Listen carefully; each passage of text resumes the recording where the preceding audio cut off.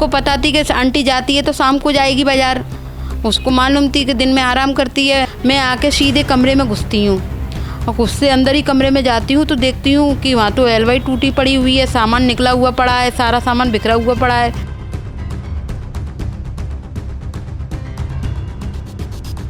हमें चोरों के सामने पेश करा गया तो एसएचओ साहब कहते हैं कि तुम्हारे इतने पैसे तो है नहीं, तुम्हारे 11,500 रुपये कह रहे हैं, चोर कह रहे हैं 11,500 रुपये तुम्हारे।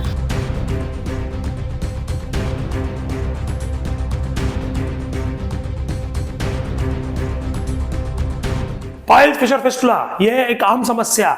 इस समस्या से जूझ रहे लोग करवा सकते हैं शार सूत्र चिकित्सा। नीचे दिए नंबरों पर संपर्क करें। पूर्वी दिल्ली के दुर्गा पार्क से एक ऐसा मामला सामने आया है जहां पर शाम को तकरीबन 6 और 6:30 बजे करीब एक घर के अंदर चोरी कर ली जाती है।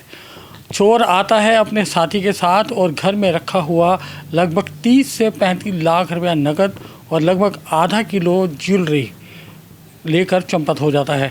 जब इसकी शिकायत परिवार के सदस्यों द्वारा पुलिस थाने में की जाती है तो वहां पर पुलिस की भूमिका काफ़ी संदेह में नज़र आई है। चलिए बात करते हैं और जानने की कोशिश करते हैं कि क्या था पूरा मामला और किस तरीके से जो घटना हुई उसके बारे में, और उसके बाद से जिस तरीके के पुलिस वालों का संदेहास्पद व्यवहार है वो कहीं ना कहीं परिवार वालों को परेशान कर रहा है। सर, आपका नाम? मेरा नाम आकाश बंसल है। आपके ही घर में चोरी हुई थी? हाँ जी। आप मतलब कौन कौन रहता है? आपके पिताजी, माताजी और आप? मैं छोटा भाई, मैं, पापा, मम्मी और एक मेरे मामा रहते हैं। तो ये कब की घटना है? ये 17/11 की घटना है। क्या हुआ, क्या था? हुआ ये था कि हम तो गए थे घूमने, मैं, मेरा छोटा भाई, मेरे मामा राजस्थान गए थे, मेरी मम्मी बाजार गई थी जो छोटी लाली हमारी, उसके लिए कपड़े लेने। तो हुआ ऐसा कि वो चोर आए, पहले रेकी करके गए कि घर में कोई है कि नहीं है। फिर उसके 5 मिनट बाद तुरंत आता है बैग लेकर और 17 मिनट के अंदर वो चोरी करके ले जाते हैं। ये हमने CCTV कैमरे में देखी थी। तो उसके बाद आपने पुलिस को सूचना दी?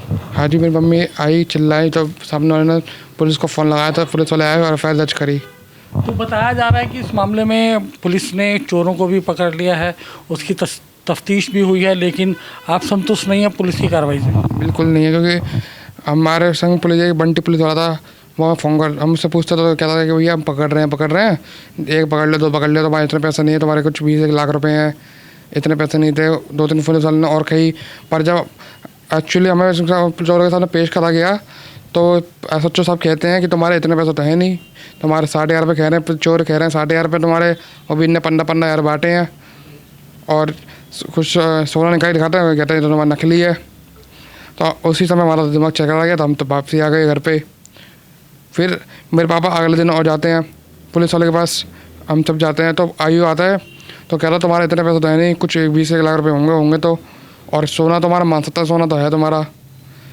हमने कही सोना है तो दो, फिर वो कुछ कहते हैं चला जाता है और ऐसा चौथा मिलते नहीं है। फिर उससे अगले दिन और पापा अरे अकेले जाता हूँ, उनका फ़ोन आता है अकेले आना, तो पापा अकेले जाते हैं तो वो कहते हैं कि ऐसा चौथ निकल के आते हैं और अपने कांस्टेबल से कहते हैं कि इसे ऊपर ले आओ, चोर दिखा दो चौथा। तो जब चौथा चोर दिखाता तो पापा, लेकिन जो CCTV कैमरे में फुटेज आई हुई है वो तो केवल 2 लोगों की आ रही है। 2 लोगों की तो छड़ते हुए आ रही है। एक लोग बाहर, एक लड़का बाहर खड़ा हुआ था बाइक लेके, और चौथा तो पुलिस वाले ने बताया कि चौथा भी था इसमें। इसे हमें शक पूरा कम वाली पे लग है, क्योंकि वही आती थी करती थी, देखा उसने देखा कराया, उससे साफ़ सफाई करा था, उससे हमने एलवारी साफ नहीं कराया था, उसका शक था पूरा। और मेरे पापा को उस दिन पुलिस वाले ले जाते हैं और डराता धमकाता कि ED बुला देंगे तेरे खिलाफ, इनकम टैक्स में कंप्लेन कर देंगे, नार्को टेस्ट कराएंगे, तेरे खिलाफ उल्टा केस कर देंगे तो जेल भेज देंगे, ऐसा डराता धमकाता मेरे पापा को। आपका नाम? नीतू बंसल। तो जब वारदात हुई तो आप कितनी देर बाद आ गए थे? मैं उनके निकलने के वो 7:17 पे निकले हैं, मैं 7:22 पे घर आगे लगी हूँ मैं। तो मैं आई हूँ तो मैंने आके ये तो मैंने कहा मेरा गेट कैसे खुल गया है, मैं तो ताला लगा के गई हूँ और बच्चे भी नहीं है घर पे, तो खोलते चाबी तो मेरे पास है।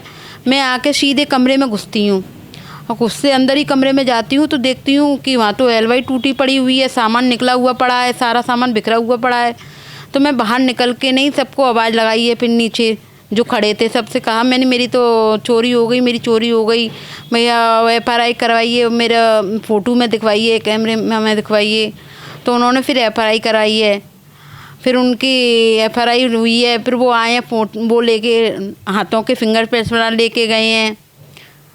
तो जिस दिन वारदात हुई है, आपके घर में चोरी हुई है, तो क्या उस दिन आपके घर में काम वाली आई थी काम करने के लिए? हाँ, सुबह आई थी काम वाली, तो सुबह काम करके नहीं, फिर वो मेरे ऐसा हुआ था कि मैंने बोला कि मैं जगन्नाथ जाऊंगी, तुम छुट्टी मत करना पीछे, मैंने कई बच्चे परेशान होंगे। फिर मेरे मुंह से ये भी निकल गई, मैंने टेलर पे सूट डाल रखे हैं, मैं कल गई थी तो उसने दिए नहीं थे, उसने कहा आंटी शुक्रवार का टाइम हो दो, मैं शुक्रवार को सिल के दे दूँगा। तो मैंने कहा अगर मैंने कि मैं जाऊँगी नहीं तो वो देगा नहीं, तो उसको पता थी कि आंटी जाती है तो शाम को जाएगी बाज़ार, उसको मालूम थी कि दिन में आराम करती है, तो वो 2 बजे करीब। ये पूरी जानकारी उस नौकरानी को थी? हाँ जी। तो अगले दिन से नौकरानी काम पर आई है? नहीं, फिर वो आई ही नहीं है। तो सामने वाले कह रही थी कि वो शाम के टाइम आई भी थी, पर अब वो कह रही हैं मुझे नहीं मालूम, अब वो मना कर रही हैं। वो कह रही थी वो आई थी, वो कह रही थी कि नीतू आंटी तो है नहीं है घर पे, मैं नीतू आंटी के पास पैसे लेने आई थी, नीतू आंटी घर पे नहीं है। पुलिस वालों ने अपनी जांच के अंदर उस जो आपके घर में मेड थी उसको बुलाया पूछताछ के लिए? उसके पति को बुलाया गया था पूछताछ के लिए। मेड को नहीं बुलाया? मेड से इतनी पूछताछ नहीं, उससे पति को पूछताछ हुई है। उसके पति को 5 दिन जेल में भी रखा है, थाने में रखा है। हाँ, थाने में रखा है। और जब ये चोर हाथ में आ गया तो छोड़ दिया है। और एक बार बुलाया था हमने, बुलाया भी था, ऐसा से बोला कि उससे पूछताछ करो, तो 10 मिनट के बुलाया हमने कि हमें भी आन दो, तो हमें नहीं आन दिया पूछताछ के दौरान, और 10 मिनट बाद निकाल दिया उसे। पूरा मामला निकल कर आ रहा वो ये है कि संदेह की सुई पूरी तरह से जो घर में काम कर रही थी, नौकरानी थी, मेड थी, उसके ऊपर जाती है।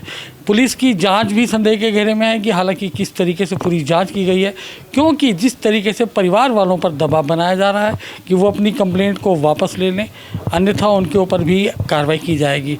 हालांकि इस बात की पुष्टि नहीं की जा सकती, क्योंकि हम इस संदर्भ में डीसीपी से और थाना एसएचओ से बात करने की कोशिश कर रहे हैं कि आखिर ये पूरी मामले को इस तरीके से क्यों उलझा दिया गया है। हालांकि जिस तरीके से बताया भी जा रहा है कि जो चारों चोरों को पकड़ लिया गया है उनके पास से महज 60,000 रुपये की बरामदगी दिखाई गई है।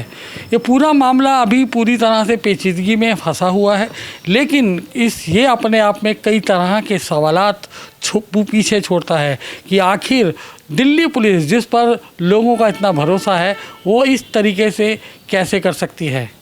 और वहीं ना कहीं हम लोगों को भी सोचना होगा कि हम कितना विश्वास करते हैं अपने घर में जो नौकर रखे होते हैं, जो मेड होती है, उन पर कितना विश्वास रखते हैं। आज के लिए इतना ही, शीघ्र मिलते हैं नए एपिसोड के साथ। जय हिंद, जय भारत।